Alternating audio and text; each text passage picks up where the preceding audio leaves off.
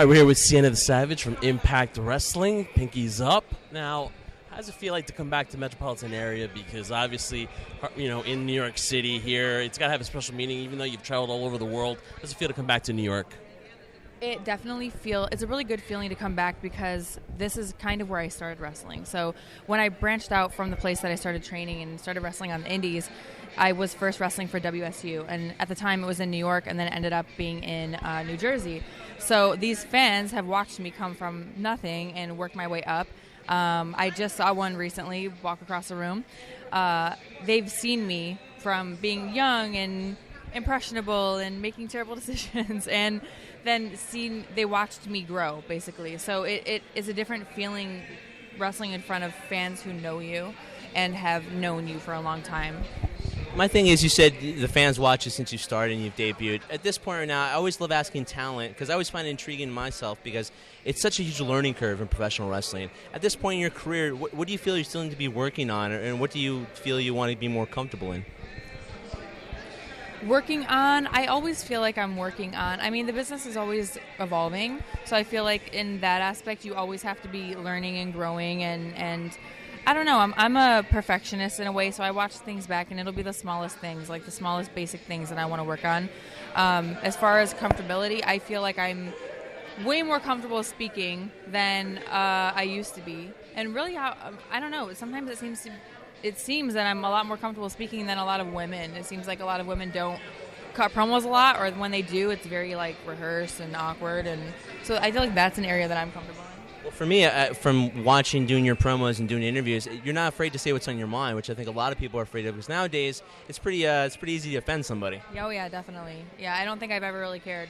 Luckily, that hasn't gotten me in too much trouble, at least not yet. Hopefully, it won't. A former two-time Impact Knockouts champion. Soon to be third. 2017 is almost in the books now. What does 2018 hold for Sienna the Savage? That's a good question. I would like for it to hold a third-time championship run. I don't know. I think about that. I feel like there was one point in my career where I felt like every year something bigger was happening. So, 2013, I went to Japan. Then 2014, I went to England and China. And then 2016, I think it was. I know India's somewhere in there, right? Well, no, was it 2015 that I signed with Impact, or 2016? 2016. When 2016, See, this is doing your homework. May of 2016, there you made go. your debut. Follow her. Thank you. When you've been wrestling for almost 10 years, it all starts to blur together the years. Yeah, so every year it seemed like I was something bigger was happening. So that is a good question. 2018, how do I make it bigger than 2017? We'll see. Ooh, that's called a teaser, Jeff. Now, doing the homework, obviously you're an MMA enthusiast. You also have a background.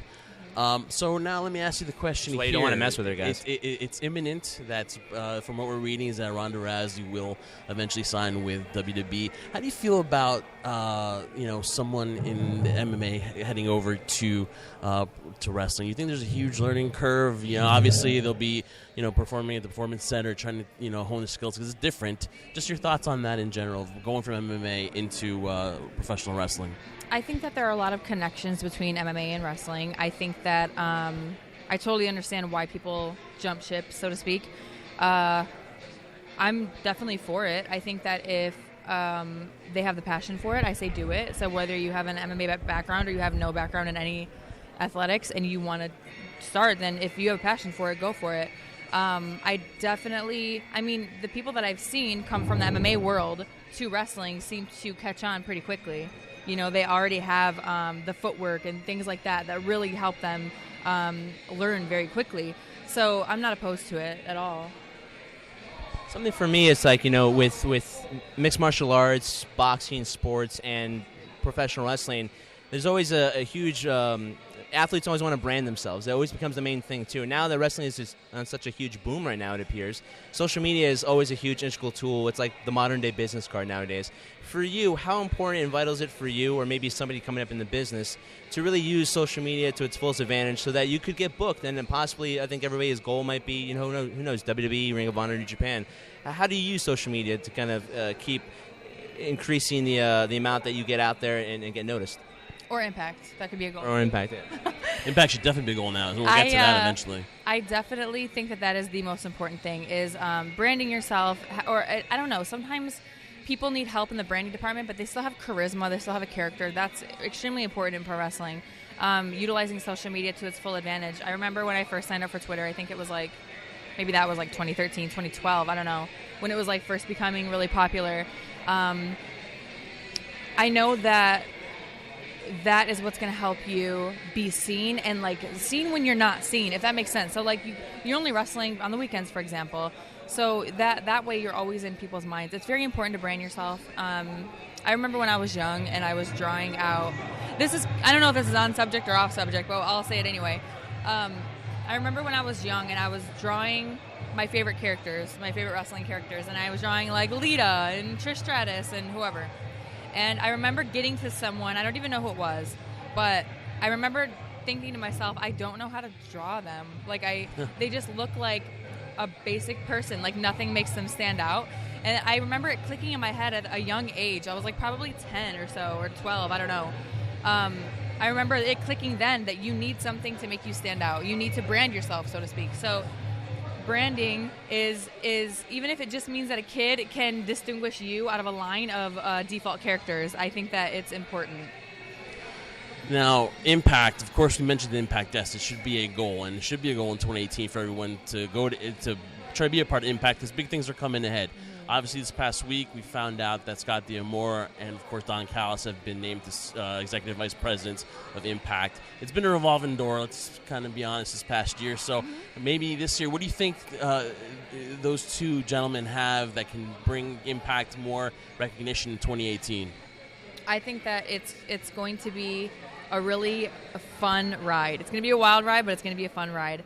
I know that they have, collectively, they're bringing a lot to the table, a lot of experience. A lot of years of experience, a lot of variety of experience. I knew Scott D'Amore from years ago. I went up to the Can-Am school in Windsor and trained with Tyson Dukes, who was running it at the time. And it's just a lot of expertise, I will say. Yeah. Scott D'Amore, I know that he was in TNA at the time when it first started. Yeah. So he knows day one. Yes, yeah. They both know the business in and out. So I'm excited to see what they bring to Impact. And if Impact does well, it's just better for everybody around in the business because it's another place where you can hone your craft. And at the end, it's all you guys want to do is have a place to go and hone your craft. Yeah, I never got that fans or other wrestlers who want to condemn a certain company or even be oh, Impact's done, or Impact is why? So you want people on the independents to stay where they are. You look at professional wrestling and you say, I love this entertainment, I love this form of entertainment, I love pro wrestling, I want there to be less of it. That'd be great. That doesn't make any sense. And why would you want athletes limit your options, or be you don't have to watch a product you don't want. Why would you want people that are doing something that they love and you supposedly love to make less money or not make money by a company closing down? That doesn't make any sense to me. It seems like a bandwagon thing people just like to jump on just because they want to voice their opinion about something, Well, everybody has an opinion nowadays, but something I'm pretty... Do they really have an opinion? Because a lot of times... maybe they just follow what everyone else is saying. I feel like a lot of times people just... that's their opinion. No. Yes. It's been pre-programmed that, you should think this way, particularly in a certain subject. It seems sometimes people just want to regurgitate what they've read or heard online. It's not a real opinion that they formed based on research. Good point. They're literally just saying something that they read somewhere else because they think it's cool. Well, for me, it's a joy to talk to you for a few minutes, Sienna, because I'm somebody who's admired your work a lot, have so much respect for what you do in the ring. Something I always find interesting, too, is that there's so much traveling involved, of going to other places, locations, basically traveling around the world. Injuries are part of the ring. It happens. It comes with the territory. That's why it's not by lane. If it was easy, everybody would do it. What do you do in order to keep yourself not only physically fit to be able to be conditioned to go in there and do what you do, but to keep yourself healthy at the same time? MMA has a lot to do with it. Trying to keep my cardio up is a big part of it. Powerlifting. I've gotten into powerlifting a couple years ago. It's kind of... Check out these guns, guys. Yeah, look at that. Look at that. No digital enhancement here. It's actually... I also learned powerlifting that it's almost it's so different from just bodybuilding workouts. You're not doing it for aesthetics.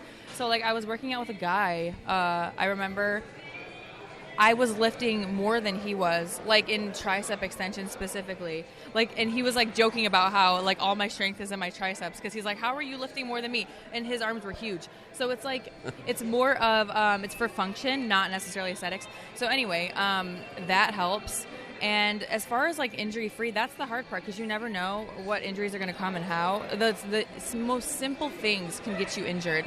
What do you do to recover from that? I mean, from a long weekend or a long week, I mean, what do you do? A lot of stretching, a lot of yoga, a lot of like therapies yourself? Stretching. I keep telling myself I'm going to get into yoga. I really haven't yet, to be honest. DDP yoga, free plug there. Yes, I would. I need to start that. Stretching. I do Epsom salt baths. I just try to keep. I don't know, like be smart, take care of myself in the ring as well. That's a huge part of it, is preventing being injured. Knowing your capabilities, knowing what your opponent is capable of, and not doing stupid stuff. I mean, do some stupid stuff, but not all the stupid stuff. Yeah, don't do stupid stuff. Don't take my advice for anything, though. Last one for me real quick, because I know you're going to get a huge line here of people signing autographs for you. I mean, who wouldn't want to see Sienna? If you don't, you're a fool. But, holidays are approaching. It's a time where everybody kind of goes back and reflects, not only with family time and things of that nature, but do you have times to sometimes sit back and reflect of what you've accomplished? Because it's quite an accomplishment in itself, but sometimes, like you said, you're on the road, the dates get mixed up, it becomes a blur. Do you have time to sit back a little bit and appreciate it, especially we're the tail end of 2017 now? I definitely do. I try not to take anything for granted. Sometimes you go on a trip that's rough, like whether it be like a rough airplane ride or a rough hotel or whatever rough experience, a rough match, and it just kind of puts in perspective all the good times or any good times that you have. I don't know. I don't ever. I was talking to someone about this recently about how they're like, "Oh, you made it," or they'll say about someone else, "They made it," and I always joke that like, "Oh, what does that mean?" Like that's subjective, you know. Some people, they win a championship on the indies and they've made it in their mind. Some people go to WWE and they've made it in their minds. And it's like, it depends on what that means to you. I always feel like that's not something that I would declare for myself. You know what I mean? Does that make sense? So what is it making it for you? That's kind of what I mean. Like, I don't think I would ever do something and go, I've made it. Because I also feel like saying I've made it is a kind of douchebag thing to say. So when I do reflect on what I've done, it is crazy to realize like the places I've been and whether it be countries or companies and things I've done and people I've gotten to work with and meet and all that stuff. But I mean, I've enjoyed it so much, and I feel like I would like to think it's not going to be over anytime soon. But I also don't know. Like, I don't think like, oh, I've made it. I don't know. That's just a weird thought. That's coming from a humble person. That's probably what it is, because obviously Yeah, a lot of people. She's very humble, but again, sometimes she doesn't want to be complacent either. Exactly. Plus, again, you don't want to think that you've accomplished everything and like, oh, what is there left to accomplish? So you don't even think about it, so that, who knows what happens in the future. But listen, thank you so much. Really appreciate your time. Again, Sienna the Savage from Impact Wrestling. You can catch her on Thursday nights on Pop TV, and soon I predict a 3-time Impact Women's Champion. Thank you so much, Sienna, and have a happy holidays. You guys too.